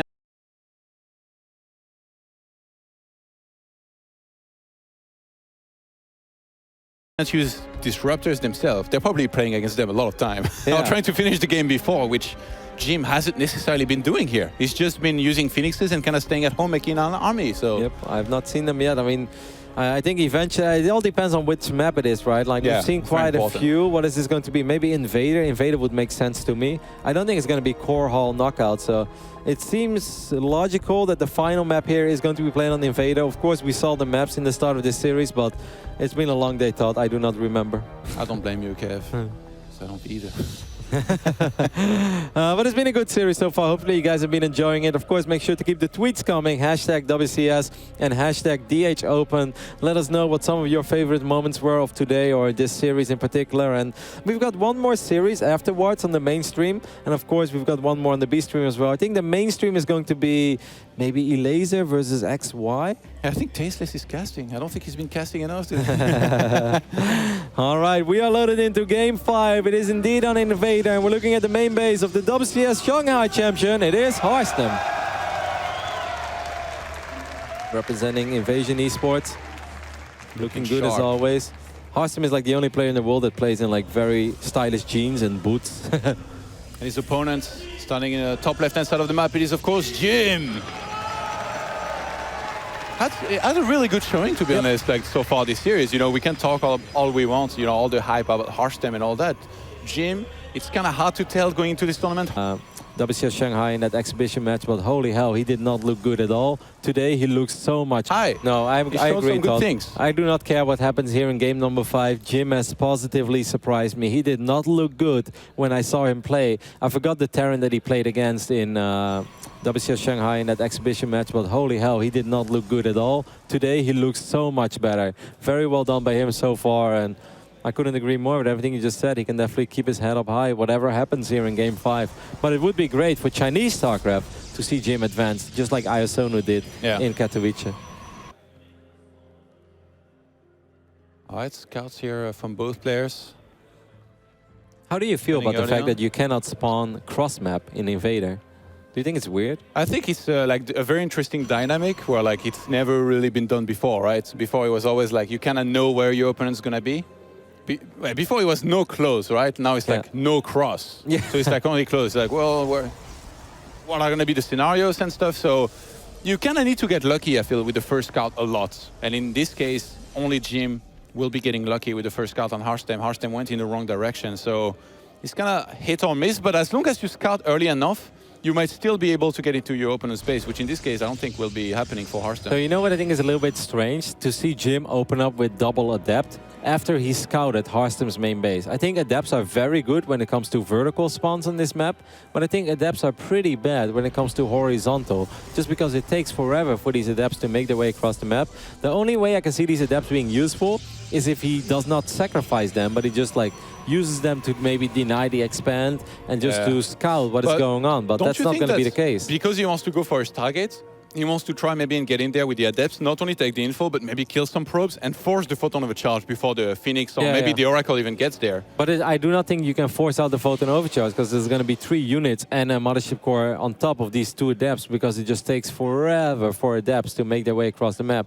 Unless Hartstem would go for a super greedy build. But and also, where's the probe of Hartstem? Did it get into the base of Jim? I think it's on the left side. Oh yeah, it got past the Adepts here, so he could very well scout and see the Stargates before it really comes into play. Yeah, it's going to be important for Hartstem that he doesn't waste the photon overcharge. You made a great point. I thought it's really important that he keeps it alive. Especially since he's an Oracle. Yeah, and he can deal with 2 Adepts. That's all it is right now, right? It's just 2 Adepts. Will Jim save them for now? I guess he will. Maybe Jim is going to send in both at the same time, the Oracle and the Adepts. Let's see. I see 2 Adepts there. That's not big a tell, though. But it's and Jim. Robo behind this from Hartstem, still wanting to play it very, very safe against somebody who's been playing Stargate almost exclusively every single game. Yeah, but it's a very large map, and this could very well be the map where there is a Twilight or a Dark Shrine in the corner of the map, right? Wow, that's a very weird Adept shade. He's not going to kill a single probe, I believe. I think Photon Overcharge was warranted for sure, because he killed those so fast, and he's going to have another one here behind this. Yeah, no, he's fine. Oh, the hallucinated Phoenix finds the Oracle. This is amazing for Hartstem. Absolutely amazing. As LK would say, so sick. Stasis. Wow, that's pretty sick as well. Reacts. And he's going to get not a lot of probes, Just only 3. probes, right? That's actually a decent beat, because probes were pulled off the middle line. Yeah. Wow, I had never seen this before. Someone actually trying this. It's cool, but I don't think it's the damage he was looking for, though. It's a little bit of indirect damage. Worker count is surprisingly close, I have to admit. It's 32 probes in favor of Jim. I do think that Hartstem is very paranoid about all these openings, and that's why he's not building as many probes as he can, and he's not chrono boosting out as many probes as he could. Remember that Hartstem, once upon a time as well, he went to Taiwan and played there for some time. And he probably played plenty against Haz, and that would make you paranoid, right? He's traumatized, Todd. Mistake, though? I don't think it's a mistake. When you get one Forge and then later another, isn't it? Well, I guess those were like kind of close together when he made them. I think he's going to go for Mass Blinkstalker, Disruptor Archon over here, maybe even get shields above armor. I can see it. The in-control build. Remember the one map I lost to In Control at Home Story Cup? The double Forge on Newkirk City? Yeah. So I will never forget it. I will never forget the recall on those Immortals. That was one of the best plays of the year. That was so obvious. No, it was so cool. Like he's harassing with the Forge on Newkirk City? Yeah. So I will never forget it. I will never forget the recall on those Immortals. That was one of the best plays of the year. That was so obvious. No, it was so cool. Like he's harassing with the Warp Prism. The Warp Prism gets sniped. We're like, oh god, he's gonna lose the Immortals. In Control, like a true god, brings over the Mothership Core, recalls the Immortals out. I lost it. That on was well couch. done by him for sure. Yeah. But then you lost one too. But that was still an amazing play by Jeff. I will never forget it. That was a great move. We'll see. Twilight Council going down for Jim. So I think he's starting to realize that he can't deal with these disruptors late game unless he gets Blink Stalkers and play very differently than what he played last game. Unless he still goes for charge somehow. And I wouldn't be surprised. Crazy. I would not be surprised to see charge over here. I think you can do that, but then you have to play aggressive, right? War Prism somewhere, attack on the third base at the same time. You can't just play passive and let your opponent max out on disruptors. Your wish has been granted already, Todd. There is a War Prism on the way. And I don't think that's for nothing. So I think that Jim is going to be aggressive, and Jim is going to try to force that massive game-ending fight around, you know, between 130 and 155 supply. What does he get, do you think? Charge? Maybe Blink himself? Blink himself, Mass Stalkers. I think he's going to get charged, but no, it's Blink. But then just still, like, he can still go with a big attack, and he has to. Absolutely. And also, like, I think Hartstem, he's going to have to scout it. Yeah, actually, I think because the Phoenixes are staying at home, if he doesn't know that this is coming, it's going to be much harder for him to hold it. And Jim's defense, in terms of leaving units in his natural and Phoenixes in the main, making sure this doesn't get spotted, is going to be really good. Yeah, I actually like charge. So I like this by Hartstem. Your favorite moment, the gateway explosion here. 4 being added for both players. Le gateway explosion. That Hartstem is scouting. He would probably identify it, get Archons very quickly, throw in a couple of adepts in the mix, and I think he'd be fine. So I like this by Hartstem. Your favorite moment, the gateway explosion here. 4 being added for both players. Le gateway explosion. L'explosion des gates. L'explosion de gate. All right, Todd, I remember it. Look at the probe count as well, by the way, for Jim, Todd. He completely stopped at 44. He's not even trying. He's not even going to sell the idea that he's going for 3 bases. Jim is going for a good old school. He's on a mission. 2 base all in. He's going for the side Arthur. How many Archons are we looking at? How many Phoenix? Jim has been building Phoenixes non-stop, right? Like that's 7 or 8. That's going to be big. If he lifts up the Immortals, then his Blink Stalkers could potentially win the fight on the ground. That's his what it boils down to. His timing is very short, though. Yeah. If charge completes, and if there is enough charge lot and Archons here good for scout Hartstem. by Hartstem. Hartstem knows what's coming. Army supply heavily in favor of Jim, though. Hartstem has to be so careful. If these units, if the Zealots and Sentries get lifted and the Immortal, he could lose the fight on the ground. This is it. I mean, game number 5. Who's going to advance to the quarterfinals? Or, excuse me, the round of 16? This fight will determine it. Maybe Hartstem should sack his third base. Yeah, just make sure he has some couple overcharges here to fight with his army. If he tries to defend there, it could be a big mistake. I think that's a smart move, Todd. There's a War Prism over there as well. The Jim has to keep his War Prism alive. That's the only way to reinforce. He's going to lose the Prism. Wow! And Jim even brings the Mothership Core. He's going to commit to this here, I think, no matter what. Or do you think he pulls back after killing this? Yeah, I think both choices could be okay. I think he might pull back. Because, I mean, right now he doesn't have to commit. But then again, I feel Phoenixes, the longer you wait, the less relevant they become, right? Yeah. Phoenix is very good against 1 or 2 Archons. If Hartstem ever gets up to 3 or 4 Archons, it's bad. Hartstem doesn't need to fight. Oh, and Jim is going to take an advantage here from this move out from Hartstem, go straight from the main to snipe some probes, and he's going to be able to get a Stalker and a bunch of these probes. He could have even got the Immortal, I think, if he really wanted to. This is nice because he's got a ridiculous amount of energy. Look, he has the potential to kill like 25 or 30 probes, and then he could actually drop and expand himself, because right now he's only down 3 workers, and he's no longer down a base. Got to be careful. Don't waste the Phoenixes, Jim. Jim behind this, he's going for a charge himself. He's getting his +2 Templar Archives to add his own Archons. Recalled. Oh no, that guy's stuck. Who? The Immortal, no? Nah, I think he can move it. I think the Can he? mineral patches are mined out.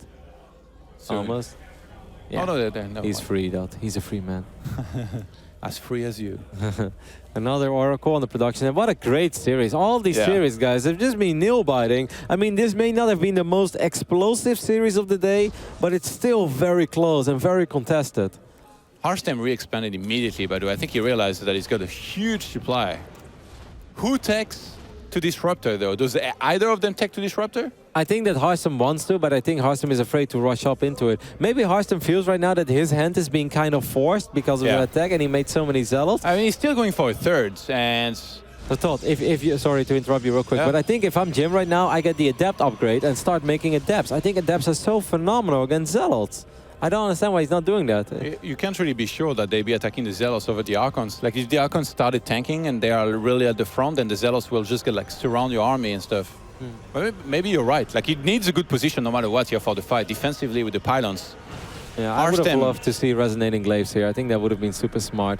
But that's not going to be the case I don't think now. Hartstem can attack into that base with 3 pylons there.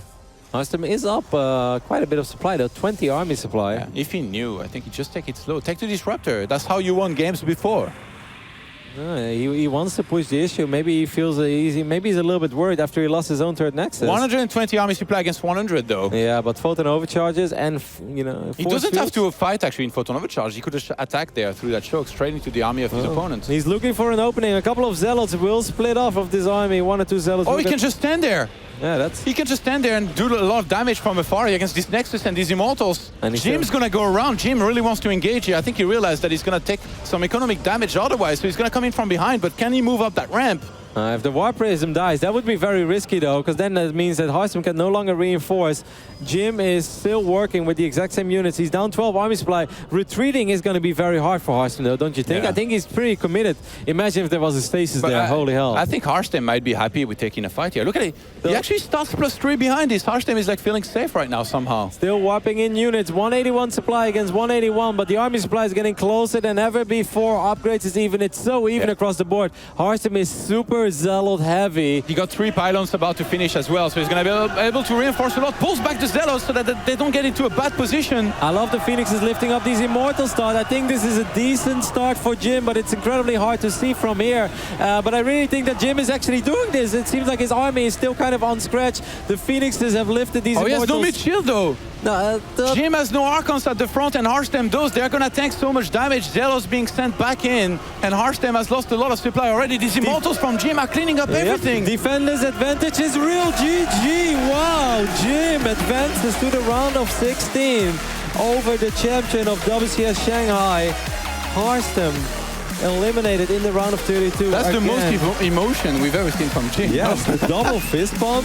I mean, it was a very Not close even one series. fist bump, double.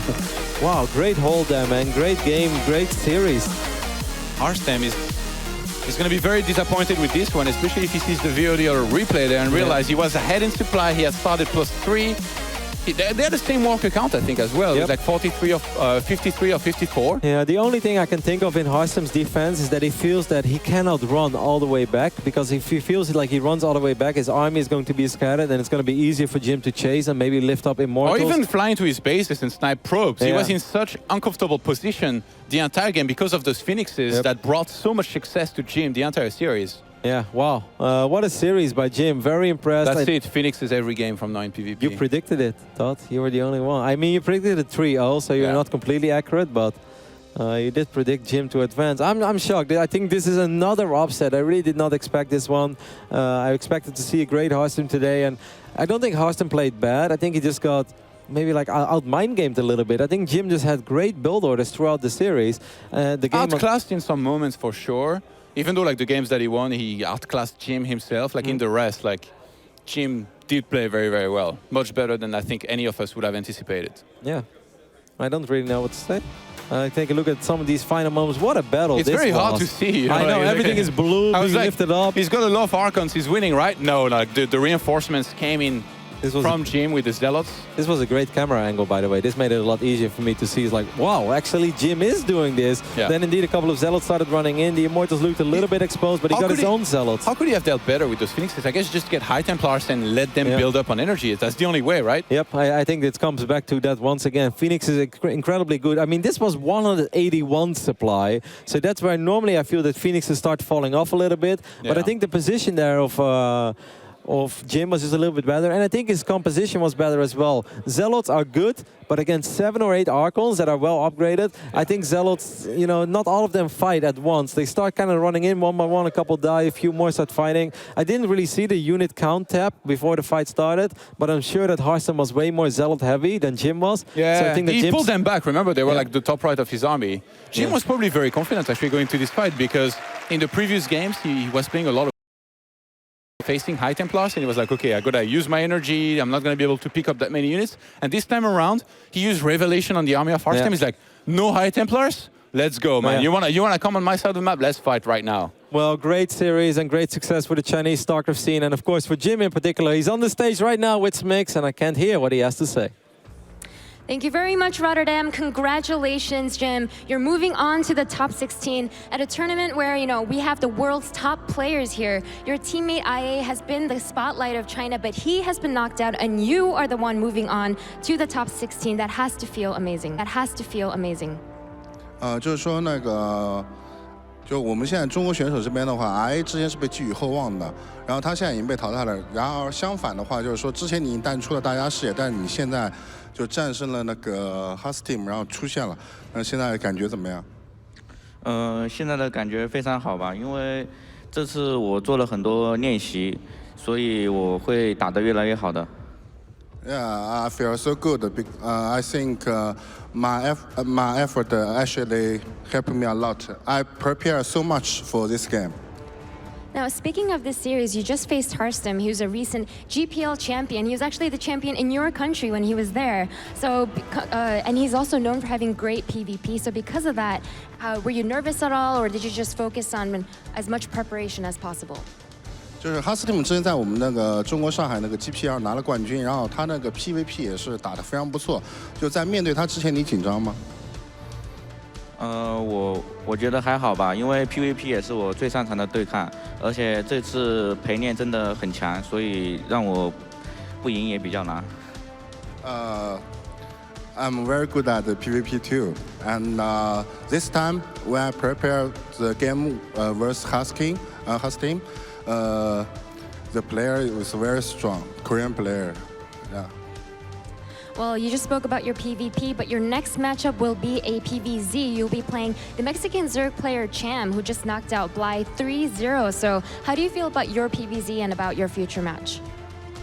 你下轮的话将要在16强对战那个墨西哥那个虫族 Cham， 那么你觉得你的 PvZ 怎么样？还有你觉得你接下来的比赛会怎么样？Cham 的话，我跟他在天梯上有交过手。但是这个不能说败人品吧，我跟他打，我好像基本上是8-2开的样子。He said, actually, I met Cham on Korean server several times. Right now, it's like me 8 and he just 2. Yeah. Wait, so he's saying he's ranked 8 on the Korean server? No. I mean. When Jim versus Cham, yeah. Okay, so in the head-to-head score, he's won. Okay, so that means you must be very confident headed into that matchup. Well, congratulations again on moving on to the top 16. Of course, we have one more match left on day 1 here at the Spring Championship. It will be Firecake versus Scarlet, so make sure to stay tuned for that.